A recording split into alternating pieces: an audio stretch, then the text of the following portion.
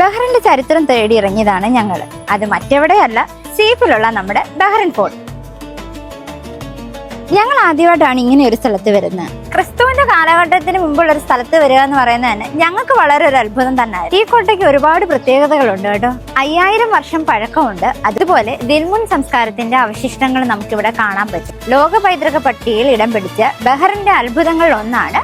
കോട്ടയ്ക്കുള്ളിലോട്ട് കയറുന്നതിന് മുമ്പായിട്ട് തന്നെ നമുക്ക് 2 പീരങ്കികളൊക്കെ കാണാൻ പറ്റും. അതുപോലെ ഇതിന്റെ വാതിലുകളും ചുവരുകളും ഒക്കെ നമ്മളെ അത്ഭുതപ്പെടുത്തുന്ന രീതിയിലാണ് ചെയ്തു വെച്ചിരിക്കുന്നത്. കോട്ടയ്ക്കുള്ളിൽ നമുക്ക് നിരവധി ചെറിയ ചെറിയ അറകളും അതുപോലെ ഒരു അത്ഭുത കിണറൊക്കെ കാണാൻ സാധിക്കും.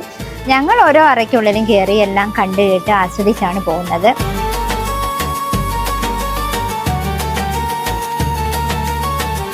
അതുപോലെ ശത്രു സൈന്യത്തെ തടയാൻ വേണ്ടി കോട്ടയ്ക്ക് ചുറ്റും നമുക്ക് ആഴത്തിലുള്ള കുഴികൾ കാണാൻ പറ്റും. അതുപോലെ പുരാവസ്തു ഖനനത്തിൽ ഇവിടുന്ന് ലഭിച്ച നാണയങ്ങൾ, മൺപാത്രങ്ങളൊക്കെ ഇതിനോട് ചേർന്നുള്ള മ്യൂസിയത്തിൽ ഇവർ ശേഖരിച്ചു വെച്ചിട്ടുണ്ട്.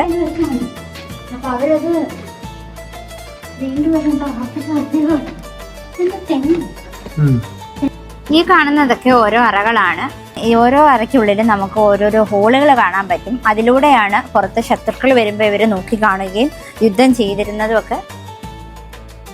പിന്നെ നമുക്ക് കാണാൻ പറ്റുന്ന രസകരമായ ഒരു കാഴ്ചയാണ്, പണ്ട് ഈന്തപ്പഴത്തിന്റെ നേര് വേർതിരിച്ചിരിക്കുന്ന ഒരു അറ നമുക്കിവിടെ വന്നാൽ കാണാൻ പറ്റുന്നതാണ്.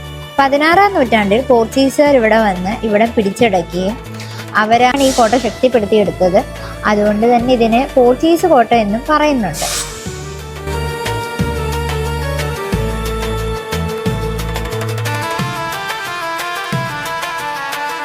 ഫ്രണ്ട്സും ഫാമിലിയായിട്ടൊക്കെ വരാൻ പറ്റിയ അടിപൊളി ഒരു സ്ഥലമാണ് നമ്മുടെ ബഹ്റിൻ കോട്ട. വൈകുന്നേരങ്ങളിലാണെങ്കിൽ അത് കുറച്ചും കൂടി അടിപൊളിയായിരിക്കും. കടൽ കാഴ്ചയൊക്കെ കണ്ട് സൂര്യാസ്തമയമൊക്കെ കണ്ട് നിങ്ങൾക്ക് അടിച്ചു പൊളിച്ച് പോകാവുന്നതാണ്.